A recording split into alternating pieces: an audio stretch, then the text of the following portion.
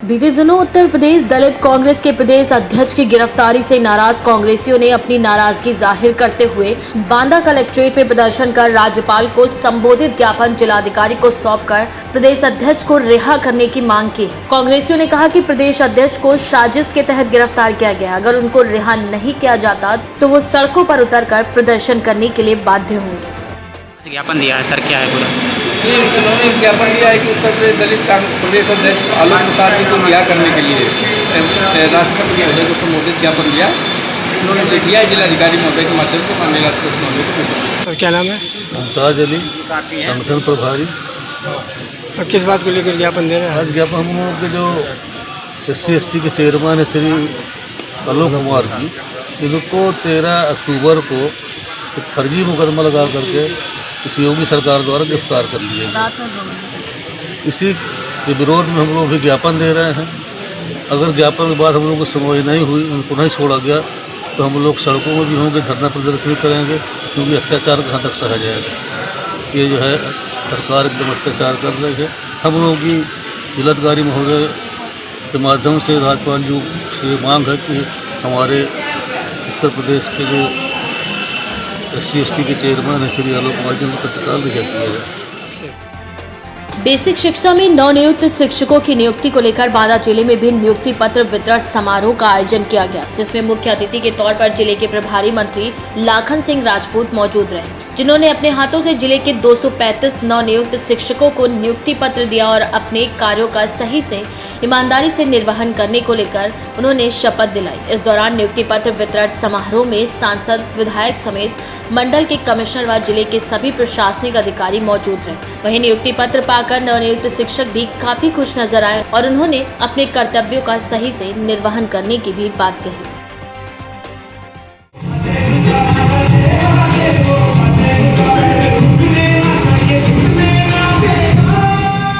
क्या नाम है आपका? श्री राम नाम है।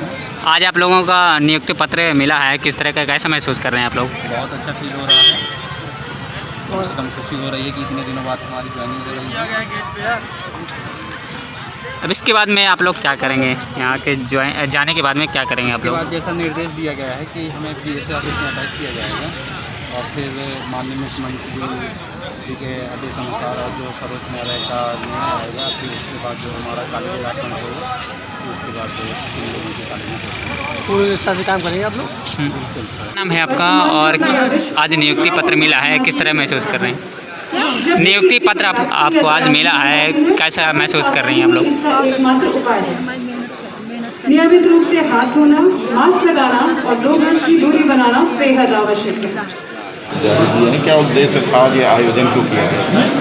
देखिए, पूरे उत्तर प्रदेश में जो पूर्व से शिक्षा मित्र या शिक्षक 69,000 भर्ती वाले आंदोलित हो रहे थे, सुप्रीम कोर्ट के निर्देश का अनुपालन करते हुए उत्तर प्रदेश सरकार ने माननीय योगी आदित्यनाथ के नेतृत्व में, शिक्षा मंत्री के नेतृत्व में शिक्षकों को नियुक्ति पत्र पारदर्शिता के आधार पर जारी किए गए हैं और उनको आज प्रत्येक जनपद में जहाँ नियुक्ति पत्र बंटने थे वहाँ पर आज कार्यक्रम, नियुक्ति पत्र वितरण कार्यक्रम आयोजित करके शिक्षकों को नियुक्ति पत्र प्रदान किए गए हैं।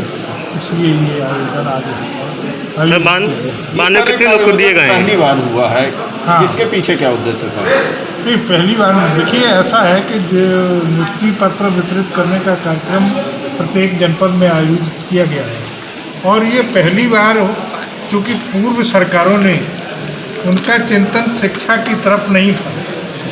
उत्तर प्रदेश सरकार जो वर्तमान सरकार है, माननीय मुख्यमंत्री जी के नेतृत्व में शिक्षा पर बृहद चिंतन करते हुए शिक्षा को गुणवत्ता के आधार पर बनाने के लिए पारदर्शिता के आधार पर शिक्षकों की नियुक्ति की है।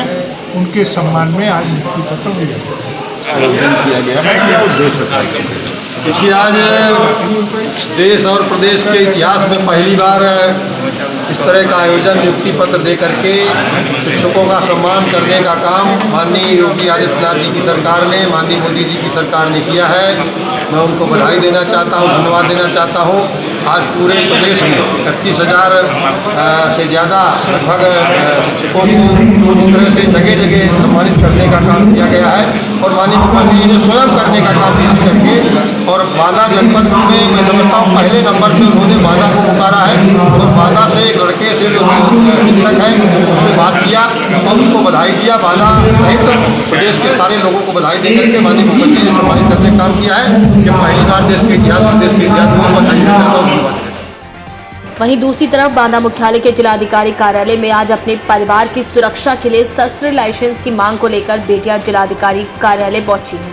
पूरे मामले की जानकारी देते हुए बालिकाओं ने बताया कि वे सभी अतरा तहसील की रहने वाली हैं, जिसमें बीते 2 साल पहले मोहल्ले के रहने वाले लोगों के द्वारा उसके पिताजी की गोली मारते हुए जानलेवा हमला कर दिया गया था, जिसमें इलाज के दौरान ही उनकी मौत हो गई थी। फिलहाल घटना के बाद सभी आरोपियों को पुलिस के द्वारा जेल भेज दिया गया था, लेकिन अब वह सभी लोग जेल से छूटकर वापस आ गए। उस घटना के बाद उनके चाचा व भाई के द्वारा जिला प्रशासन से हथियार लाइसेंस की भी मांग की गई थी, लेकिन 2 वर्ष बीत जाने के बाद अभी तक जिला प्रशासन के द्वारा उन्हें शस्त्र लाइसेंस नहीं दिया गया। पूरे परिवार को अभी भी उन आरोपियों से जान का खतरा बना हुआ है, इसीलिए वे लोग शस्त्र लाइसेंस की मांग कर रहे थे, लेकिन जिला प्रशासन के द्वारा उन लोगों को अपनी सुरक्षा के लिए शस्त्र लाइसेंस नहीं उपलब्ध कराया गया, जिससे उन लोगों का कहना है कि वे आत्महत्या करने के लिए मजबूर हो जाएंगे। 2 साल पहले मर्डर कर दिया गया था, अभी तक उनके मतलब लाइसेंस नहीं दिए गए हैं। तब से हमारे चाचा जी यहाँ के 2 साल हो चुके हैं और 2 महीने हो चुके हैं। कोई लाइसेंस का अभी तक पता नहीं है और मतलब हमारे भैया का लाइसेंस बन रहा था और यहाँ के प्रशासन शासन ने उस लाइसेंस को मना कर दिया और कहा कि इसकी आपको कोई आवश्यकता नहीं है, जिससे हम लोग को बहुत ही भय है। और हमारे चाचा जी हमारे परिवार के सर्वे सर्वा हैं, वही हमारी देख रेख करते हैं और पता नहीं कब ये दुश्मन वगैरह हमारे चाचा जी को और हमें ठेस पहुंचा सकते हैं ताक करके, और कई बार धमकी भी दी गई है कि जान से मार देंगे। और इस वजह से हम घर पे डर के जी रहे हैं और कहीं बाहर भी नहीं जा पा रहे हैं, जिससे कि शस्त्र लाइसेंस हमारे लिए बहुत ही ज़्यादा आवश्यक है। क्या मांग करती हैं आप? शस्त्र लाइसेंस की मांग कर रहे हैं 2 साल से, और यहाँ पे चक्कर लगाते लगाते हमारे पैर चाचा जी जूते घिस चुके हैं, जिससे लाइसेंस नहीं मिला मगर लाइसेंस नहीं मिला है। रामदीन सोनी, प्रधानाचार्य नेहरू कॉन्वेंट स्कूल अतर्रा से हूँ। मेरे बड़े भाई देवी शंकर सोनी की हत्या 26 सितंबर 2018 में हुई थी। तब से मुझे किसी तरह का कोई सुरक्षा और कोई शस्त्र लाइसेंस नहीं दिया गया। सारे दुश्मनों का जमानत हो चुका है, जमानत से वो आ गए, आए दिन मुझको ताकते हैं, धमकी देते हैं कि ये मार डालेंगे। मेरी छोटी बच्चियां हैं, ये भयभीत हैं, ये अब आत्महत्या की सोच रही हैं। मैं अगर नहीं होऊंगा तो इनके हाथ पीले कौन करेगा बताइए। इसलिए मैं न्याय की गुहार लगा रहा हूँ कि मुझे 10 दिन के अंदर जो है अगर शस्त्र लाइसेंस नहीं मिला, ये मेरी बच्चियाँ आत्महत्या कर लेंगी और मुख्यमंत्री के सामने जाकर के कार्यालय आत्महत्या करने के लिए तैयार हो गई, जिसकी संपूर्ण जिम्मेदारी प्रशासन की होगी, क्योंकि 2 वर्ष हो गया कोई अधिकारी सुनता नहीं है। पहले मेरी फाइल नहीं आई थी, पहले कहते रहे कि आप फाइल भिजवाइए। 3 जिलाधिकारी महोदय यहाँ से जो है ट्रांसफ़र होकर के चले गए। शस्त्र लाइसेंस की कोई बात नहीं करता है, सारा कार्य मुख्यमंत्री देते हैं, लेकिन जिलाधिकारी महोदय को दे देते हैं कि ये शस्त्र का कार्य ये देखेंगे। आपको आशंका है कि आपकी हत्या हो सकती है? बिल्कुल हत्या हो जाएगी, क्योंकि यहाँ वाद चल रहा है। मैं जाति का सुनार हूँ और यहाँ ब्राह्मण सारे जो है जो पक्षकार हैं, मेरे भाई को मारा है, वो सब लोग मिल कर के बीजेपी के लोग हैं, बहुत पहुँच रखते हैं, वो हमको मार डालेंगे और केस से बरी हो जाएं। तो वे लोग छूट गए सब हैं? सारे सभी का तुरंत 3 महीने में जमानत हो जाती, किसी की 3.5 महीने में जमानत हो जाएगी। अब बताइए, मैं खेत खलिहान कहीं नहीं जा पाता, कैसे इन बच्चों की परवरिश कर सकता हूँ बताइए। अच्छा, इनकी छूटने से आप लोगों को ज़्यादा भय है? पूरा भय है। पहले भी 1.5 वर्ष में कुड़की हुई, कुड़की होने के बाद घर में रहते रहे। मैं अधिकारियों को कहता रहा कि जो है पकड़ लीजिए, घर में बैठे हुए हैं।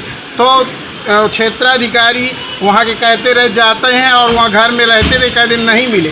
1.5 वर्ष के बाद जब विकास हत्याकांड हुआ है, विकास हत्याकांड के बाद उन्होंने अभी पकड़ा हुआ है और पकड़ करके अभी गए हैं। कल उनकी फिर से वहाँ से हाई कोर्ट से जमानत मंजूर हो चुकी है। महोदय से हमारा निवेदन है कि हमारी समस्या का निदान 10 दिन के अंदर करें, नहीं निश्चित ही परिवार में कोई अनहोनी होगी जिसका जो है संपूर्ण जिम्मेदार प्रशासन होगा।